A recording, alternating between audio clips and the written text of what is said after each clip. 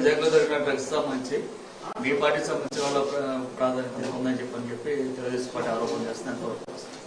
ఇప్పుడు చెప్తుంటాం, వీళ్ళ అరుపులే నిజాలైతే, వీళ్ళు గొంతు తెరవడమే నిజం అయిపోతే ఇప్పుడు టీడీపీ చేసే అబద్దాలన్నీ కూడా, గాలిలోంచి కల్పితాలు కూడా తీసి చేసేవన్నీ కూడా నిజాలే అనుకోవాల్సి వస్తుంది.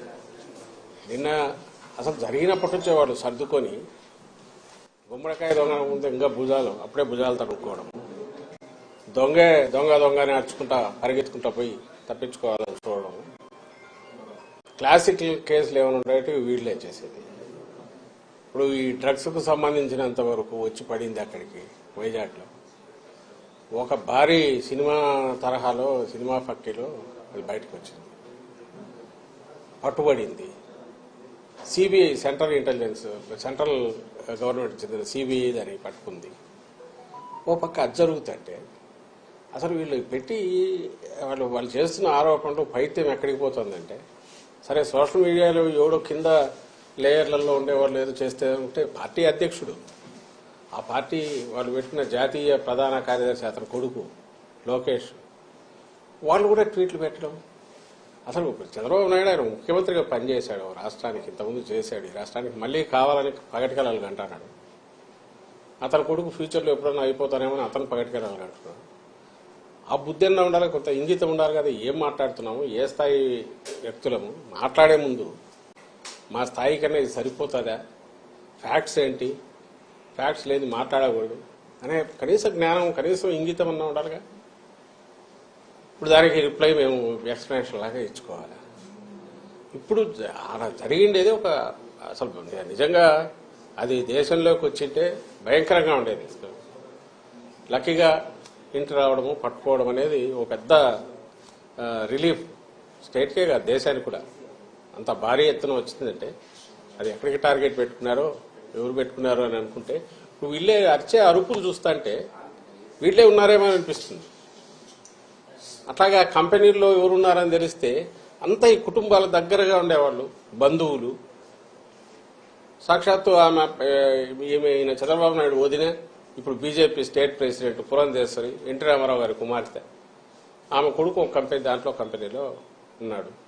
ఆమె వియ్యంకుడు ఆ కంపెనీలోనే పార్ట్నర్ అనుకున్నారు. వాళ్ళు ప్రమోట్ చేసిన కంపెనీనే తర్వాత డివైడ్ అయ్యింది, ఒక్కొక్కరు ఒక యాక్టివిటీ చూసుకుంటున్నారు.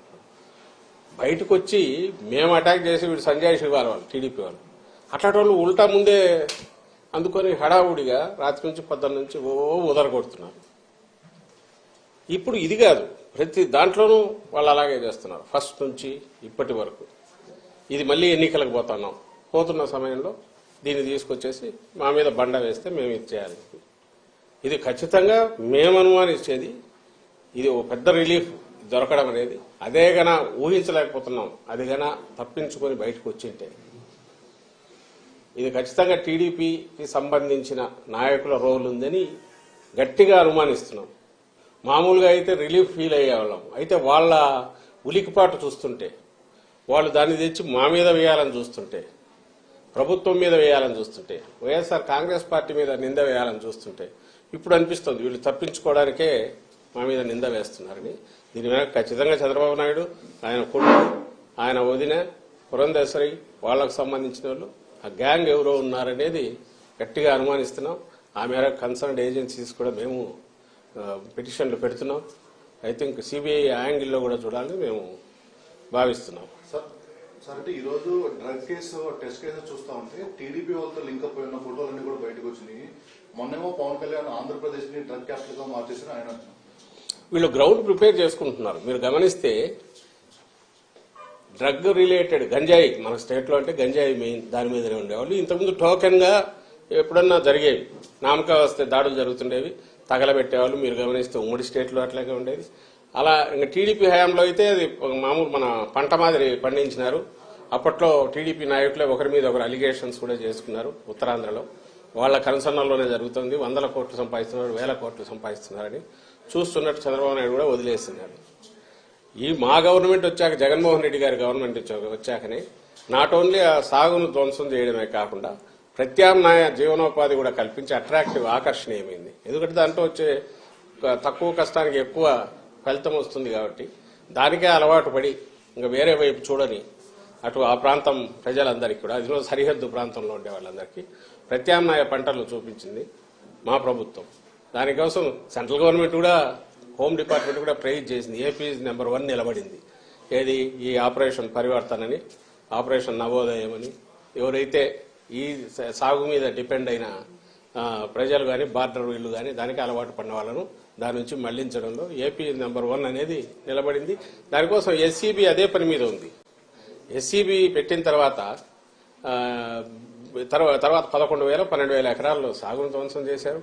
అంతటితో మళ్లీ వాళ్ళు దాని వైపు పోకుండా different crops, alternative crops, remunerative crops ను అక్కడ ప్రమోట్ చేసి వాళ్లకు జీవనోపాధి కల్పించి అది కన్సిస్టెంట్ గా నడుస్తుంది. ఉక్కుపాదం అంటే రియల్ సెన్స్ లో మోపడమే కాకుండా ఆ ప్రజలు మళ్లీ సర్వైవ్ అయి బాగా ఎదగడానికి అవసరమైన ఏర్పాట్లు కూడా చేసింది ఈ ప్రభుత్వం. అలాగే ఈ కంపెనీ ఏది చెప్తున్నారో ఆ కంపెనీ తప్పుడు పనులు చేస్తే యాక్షన్ తీసుకుంది ఈ ప్రభుత్వం, మా జగన్మోహన్ రెడ్డి గారి ప్రభుత్వం, వైఎస్ఆర్సీపీ ప్రభుత్వం. ఇప్పుడు ఇంపోర్ట్ చేసుకున్నారు, డ్రగ్ ఇంపోర్ట్ చేసుకున్నారు, డ్రగ్స్ దొరికి ఆయన కంటైనర్కి సంబంధించిన కంపెనీ. ఇటు చూసేది ఈ వైపు నుంచి డ్రగ్స్ ను వాడకాన్ని తగ్గించడానికో గంజాయి సాగును అసలు ఎరాడికేట్ చేయడము, వాళ్ళు మళ్లీ ఆ వైపు చూడనవసరం లేకుండా రెమ్యూనరేటివ్ ఆల్టర్నేటివ్ ఇది మన క్రాప్స్ వాటిని వాళ్ళకి అలవాటు చేయడము, ఇది జరిగి కన్సిస్టెంట్ గా పోతుంది. ఎవ్రీబడికి మీరు మీడియా కూడా కవర్ చూడొచ్చు, పోయి వస్తున్నాయి కదా స్టోరీస్. బార్డర్ లో కట్టుదిట్టం చేశారు, స్పెషల్ ఏజెన్సీని పెడితే దాన్ని నువ్వు ఎలాగూ ప్రైజ్ చేయలేవు, నీ వల్ల కాలే. 14-19 మధ్య నువ్వు దాన్ని అసలు గంజాయి సాగు 3 పూలు 6 కాయలుగా నువ్వు ఇదేట్టు నువ్వు చేసావు, చంద్రబాబు నాయుడు చేశాడు. ఈ రోజు దాన్ని ఎరాడికేట్ చేసిన మా మీద నేను ఇంతకుముందు అన్నట్టు దొంగ అన్నట్టు మా మీద నిందలు వేసే ప్రయత్నం చేస్తున్నారు. ప్రతి దాంట్లో ఇదే పని చేస్తున్నారు.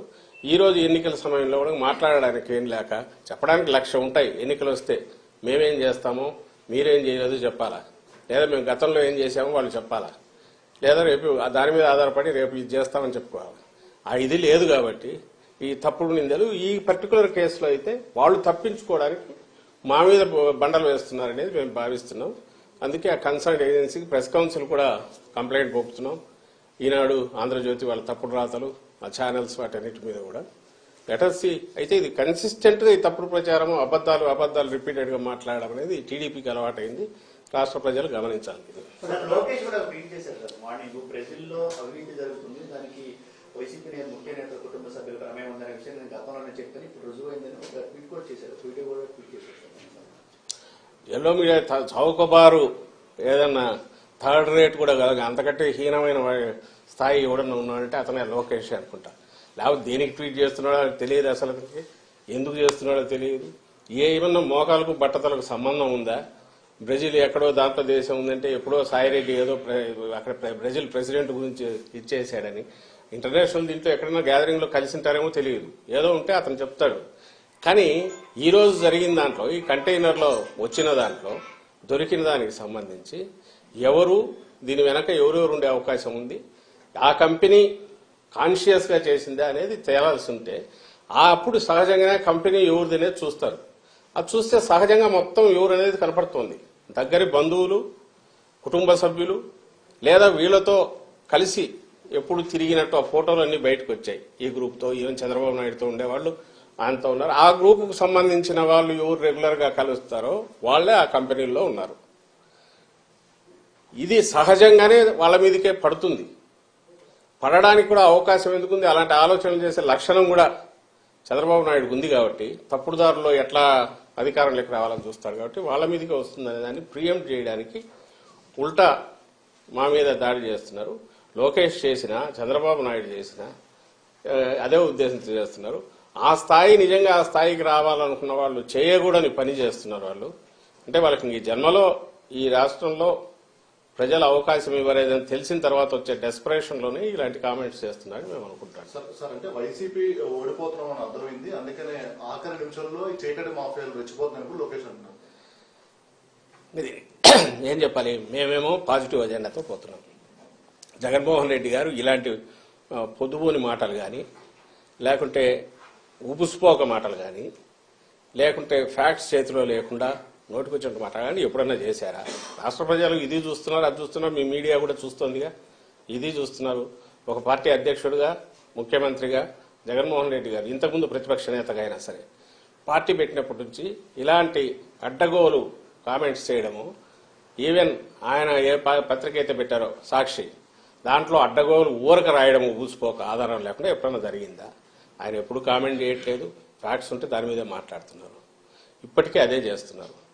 వీళ్ళు ఎప్పుడూ కూడా తండ్రి కొడుకులు, వాళ్ళ టీం కింద ఎవడో కార్యకర్తలు కాదు, వీళ్ళే ముందుండి అబద్ధాలను వండడము, ట్విట్టర్ ప్లాట్ఫామ్ గానో ఇంకో దాంట్లోనో ఇంటర్నెట్లోనో రోజు ఊకదంపుడు, మరుసటి రోజు అబద్ధం అని వెళ్ళాక చేతులు దులుపుకొని దాన్ని పట్టించుకోకుండా వాళ్ళం. మీకు 100,000 కనపడతాయి. మొత్తం ప్రచారం కానీ, వాళ్ళ రాజకీయ వ్యవహారాలు కానీ, వాళ్ళ విధానాలు కానీ అన్నీ ఏంటంటే అబద్ధాలతో వండడం, దాన్నే 10 సార్లు 100 సార్లు చెప్పడం, అదే నిజమని వాళ్ళు నమ్మడం, అదే నిజమని ప్రజలు నమ్మించాలని చూడడం. గంజాయి అయినా, ఇసుక అయినా, ఇంకోటైనా వాళ్ళు ఏదన్నా ఈరోజు అంటున్నారంటే ప్రతిదీ కూడా వాళ్ళకు చెప్పుకోవడానికి ఏమీ లేక, మాకు చెప్పుకోవడానికేమో చాలా ఉన్నాయి. అందువల్ల పాజిటివ్ అజెండాతో మేము పోతున్నాం. మీరు ఈ మధ్య సిద్ధం సభలు చూసినా, రేపు జగన్మోహన్ రెడ్డి గారికి జరిగే సభలు చూసినా, మా నాయకుల ప్రచారం చూసినా మేము చేసినవి చెప్తున్నాం. మీరే గమనించండి, ఆలోచించండి. రాజకీయ పార్టీ మేము చేయాలనుకున్నవి, చేసిన పనులు చెప్పాలనా?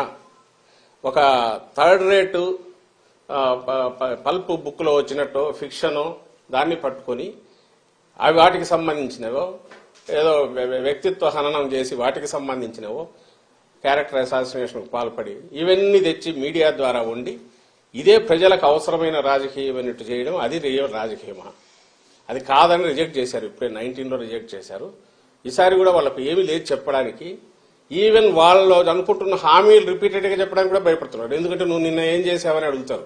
14-19 మధ్య చేయలేదు కదా, అబద్దాలు ఆడినావు, ఇచ్చిన అబద్దపు హామీలు ఒక్కటి నిలబెట్టుకోలే కదా అనేది అడుగుతారు. అందుకోసం వాడి జోలు కూడా పోవట్లా. రేపు ఏదో చేస్తామని చెప్పాలంటే భయం, నిన్న ఏం చేసావని జనం అడుగుతారని. అందుకని రోజు ఏదో ఒకటి, రోజు నిన్న ఎక్కడో ఎలక్షన్ కమిషన్ పద్ధతులు వేస్తాను ఏదో ఉపయోగ ఇవ్వడం ఈ మధ్య మొదలైంది దానికి వచ్చేసి. దాని మీద ఇమ్మీడియట్ బ్యానర్ స్టోరీస్ రాయడం, ఏదో అయిపోయింది కొబ్బరాడు. ఏమీ కావట్లా. రాష్ట్రం నిక్షేపంగా ఉంది, బ్రహ్మాండంగా ఉంది. ఎన్నికలకు మళ్లీ పోతున్న దశలో పూర్తి పాజిటివ్ ఇది వేవ్ మాకు కనిపిస్తోంది. అందుకే మేము ఎక్కడ పోయినా ఆదరణ అట్లుంది. అది సహించలేక రేపు ఎన్నికల్లో 23 కంటే ఇంకా హీనం పోయి 0-0కు దగ్గరగా వచ్చే సింగిల్ డిజిట్కో లేదా 0కో కన్ఫైన్ అయ్యి పరిమితమయ్యే పరిస్థితిలో నేపథ్యంలో దాన్ని ఎక్స్ప్లెయిన్ చేయడానికి అవసరమైన గ్రౌండ్ ఇప్పుడు ప్రిపేర్ చేసుకుంటోంది తెలుగుదేశం పార్టీ కానీ, ఆ పార్టీ అధ్యక్షుడు కానీ, ఆ పార్టీ జాతీయ ప్రధాన కార్యదర్శి ఆయన కుమారుడు లోకేష్ కానీ, లేదా ఆయన వెనక వాళ్ళ దత్తపుత్రుడు పవన్ కళ్యాణ్ కానీ రేపు పోయిన తర్వాత ఈరోజు వాళ్ళు ఏమేమి వీటేమంటారు అడ్డగోలు వ్యాఖ్యలు చేశారు, ఇవన్నీ మేము ఆ రోజు చెప్పాం. వీటన్నిటి వల్ల ఈ వైఎస్ఆర్ కాంగ్రెస్ పార్టీ ఈ విజయం వచ్చింది, ఇది ప్రజలు ఇచ్చింది కాదు అని చెప్పడానికి గ్రౌండ్ ఈ రోజు నుంచి ప్రిపేర్ చేసుకుంటున్నారు. రెండవది వాళ్ళకి చెప్పడానికి ఏం లేదు కాబట్టి నోటికి వచ్చినట్టు కారు కూతలు కూస్తున్నారు. ఎన్నికల కమిషన్ కి సిబిఐకి మీరు ఫిర్యాదు చేయబోతున్నారు. దీన్ని ఎలక్షన్ ఎజెండాగా మార్చుకుని ప్రచారం చేస్తున్న మీరు అన్నారు. మీ ఫోటోలతోటి పెట్టి ట్వీట్లు చేస్తున్నారు కాబట్టి ఈసీఐకి అలాగే సిబిఐకి ఈ కేసులో అన్ని కన్సర్న్ ఏజెన్సీస్ అన్నిటికీ ఎన్నికల వాతావరణం వచ్చింది కాబట్టి సహజంగా ఎలక్షన్ కమిషన్ ఆధీనం లేక అన్ని వెళ్ళే కాబట్టి వాళ్లకు ప్రెస్ కౌన్సిల్కు ఇంకా ఇంక్లూడింగ్ సిబిఐకి ఇంకా కన్సర్న్ ఏజెన్సీ అంటే అన్నిటి కూడా రిప్రజెంటేషన్స్ మా పిటిషన్లు వెళ్తాయి. ముందు ఈ తలనొప్పి ఏదో అది తేలాలి, అది ఖచ్చితంగా నీడియల్ ఆఫ్ సస్పిషన్ కాదు, బలమైన ఇదే ఆధారాలతో చంద్రబాబు నాయుడు కుటుంబము లేదా ఆయన వదినకు సంబంధించిన కుటుంబము వాళ్లకు లేదా టీడీపీ యాక్షన్ ప్లాన్ ఈ ఎన్నికల్లో ఎట్లా ఓట్ల అడ్డదారులు ఇది చేయాలంటున్న దాంట్లో దీని రోల్ కూడా ఉండే అవకాశం ఉంది కాబట్టి ఈ కంటైనర్లో ఉన్న డ్రగ్స్ కూడా దాని పర్పస్ కోసం వచ్చింది ఆయన గట్టిగా అనుమానిస్తున్నాం కాబట్టి ఆ దిశగా ఇన్వెస్టిగేషన్ జరగాలి. ఎలక్షన్ కమిషన్ కూడా కాగ్నిజెన్స్ లేక తీసుకోవాలని కోరుతాం. అట్ ది సేమ్ టైం దాని పని అది జరుగుతుండగా మా పాజిటివ్ అజెండాతో మేమైతే ముందుకెళ్తాం. వాళ్ళ మాది రోజు ఇట్లాంటి ఆ రోజు కొట్టేసి అయిపోయింది, మరుసటి రోజు ఒకటి ఎట్లా ఎన్నికల వరకు ఇట్లే లాక్కుపోయి అడ్డదారుల్లోనో బయటపడాలని లేక మాది మేము చెప్పుకోవడానికి కానీ ప్రజలను కన్ఫ్యూజ్ చేసే చెప్పుకోవడానికి అవకాశం లేకుండా టైం లేదు, దానికి స్పేస్ లేకుండా ప్రజలను కన్ఫ్యూజ్ చేసి ఆ దీంట్లో తమ పబ్బం గడుపుకోవాలని చూసే వారి ఆటలు సాగనివ్వమని ఖచ్చితంగా చెప్తున్నాం. ఉంది. భారీ స్థాయిలో గడ్డే తగ్గబెట్టారు. సాయంత్రం బదిలీ చేసిన దాఖలాలు ఉన్నాయి. అయితే ఇప్పుడు ఇంటర్పోల్ కి సంబంధించినటువంటి సమాచారంతో సిబిఐ రమణ దిగిన తర్వాత లోకల్ పోలీస్ ఇంటర్వ్యూరెన్స్ అంటూ విమర్శలు కూడా వస్తున్నాయి. దానిపై సిపి కూడా వివరించినటువంటి సిచ్యువేషన్. దాని మీద ఇప్పుడు సిపి ఎక్స్ప్లెయిన్ చేసినట్టున్నాడు కదా. వాళ్ళు రమ్మన్న డాగ్స్ వాడు అన్నారు, పోయిన తర్వాత అవసరం లేదన్నారు. అది అవసరం లేదన్నారు కాబట్టి మేము వెనక్కి వచ్చామన్నారు. కానీ ఖచ్చితంగా ఒక సెంట్రల్ ఏజెన్సీ వచ్చిన తర్వాత లోకల్ పోలీస్కి ఇన్ఫర్మేషన్ ఏదో ఒకటి ఇచ్చింటే వాళ్ళ రెండు ఏజెన్సీల మధ్య జరిగే ఇంటరాక్షన్ అవుతుంది. కానీ మీరు గమనిస్తే ఈరోజు ఈనాడు పేపర్లో రాశారు, అసలు తలాతోక ఉంది దానికి. ఆయన రామోజీరావుకు ఎప్పుడైతే మార్గదర్శి మొత్తం ప్రజల సొమ్ముతో అక్రమంగా పెట్టి నడుపుకొని ఆ రాజ్యం అవినీతి రాజ్యము లేదా ప్రజల సొమ్ముతో ఆయన దందా చేస్తున్నది మార్గదర్శి అని బయటపెట్టి కేసు ఇదైనా వచ్చి ఇంకా మనిషి గంగవెర్రులు ఎత్తిపోయి ఏం రాస్తున్నారో తెలియకుండా అసలు చంద్రబాబు స్కామ్లు కూడా బహుశా మేము జగన్మోహన్ రెడ్డి గారు వైఎస్ఆర్సీపీ అయినా అంటాడేమో, ఆయన స్కిల్ దాంట్లో ఇంకోటైనా, లేదా అసలు చంద్రబాబు అనే క్యారెక్టర్ వెనక కూడా మేము ఉన్నా అంటాడేమో తెలియదు. అసలు ఏమన్నా అర్థం ఉంది? అక్కడ వైజాగ్ దాంట్లో పడితే ఇమ్మీడియట్ వైసీపీ నేతలు పోయి దాన్ని అడ్డుకోవాలని చూస్తారు. ఎవరు మరి పేరు రాయొచ్చుగా, ఆధారం లేకుండా ఎట్లా నోటికొచ్చినట్టు రాస్తాడు దాంట్లో. అలాగే పోలీసులు వెళ్లి అడ్డం పడినారని ఎక్కడో రాయొచ్చుగా, దానికి ఎక్స్ప్లెయిన్ చేశారు కదా. ఇప్పుడు ఇది ఒక agency police, AP police it has its own ఇది ఉంది. అలాగే సెంట్రల్ ఏజెన్సీకి ఉన్న వాళ్ళ హక్కులు వాళ్ళ అధికారాలు వాళ్ళ ఉన్నాయి.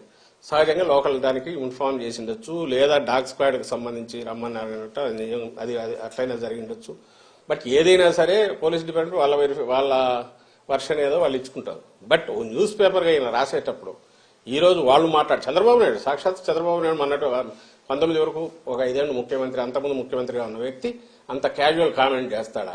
దాంట్లో ట్వీట్లో విడిపోయి అడ్డం పడినారు, అలాగే ఎవరో పోయి ప్రెజర్ తీసుకొచ్చారని చేయగలరా? ఎవరైనా చేస్తారా?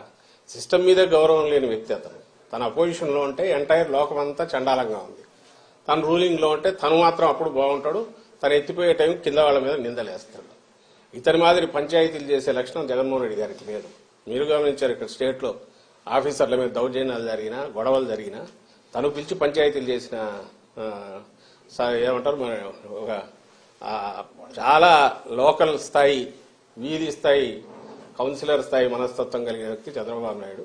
అదే ఇది అందరికీ ఉందన్నట్టు చూపాలని చూస్తాడు. జగన్మోహన్ రెడ్డి గారు ఎప్పుడు అట్లా చేయలే. ఈవెన్ గవర్నమెంట్లో ఉన్నప్పుడు కూడా స్టేట్ ఏజెన్సీలు కానీ సెంట్రల్ వాటికి సంబంధించి అయితే తను డైరెక్ట్ కానీ ఎవరి పని వాళ్ళది ఉంటుంది, వాళ్ళు చేసుకోవాలని గౌరవించే వ్యక్తి. ఇక్కడ కూడా అలాగే జరిగింది. ఒకవేళ నిజంగా ఎవరన్నా చేశారని వీళ్ళు అంటే దానికి ఆధారాలన్నా చూపాలి. ఇదిగో ఈ కారణం వల్ల ఎట్లా అన్నాం, ఈ కారణాల వల్ల ఎట్లా అన్నాం అంటే ఆ డిపార్ట్మెంట్ ఎక్స్ప్లెనేషన్ ఇస్తుంది. ఆ డిపార్ట్మెంట్ దానికి సంబంధించి వాళ్ళ వర్షం చెప్పుకుంటుంది. అంతేగాని నోరు ఉంది కదా, లేదా పేపర్ ఉంది కదా, లేదా నన్ను జగన్మోహన్ రెడ్డి గారు చేసినట్టు ప్రభుత్వం కదా సిఐడి కేసు పెడితే రామోజీరావు ఫీల్ అయిన ఆయన కొత్త రాసి నాకు సర్క్యులేషన్ ఉంది కాబట్టి జనంలోకి అది వేసేస్తే అబద్ధం కథ అది చదివి జనం అందరు నవ్వుతారంటే ఆ కాలాలు మారిపోయినాయి. ఇప్పుడు కాదు, ఎవరికి వాళ్ళకి తలకాయ ఉంది, జనం కూడా ఆలోచిస్తారు అనే ఇంగితం ఆ రామోజీరావు కానీ లేదా రాధాకృష్ణ కానీ లేకపోతే చంద్రబాబు నాయుడు కానీ వాళ్ళందరికీ ఉండాలని కోరుకుంటున్నాను.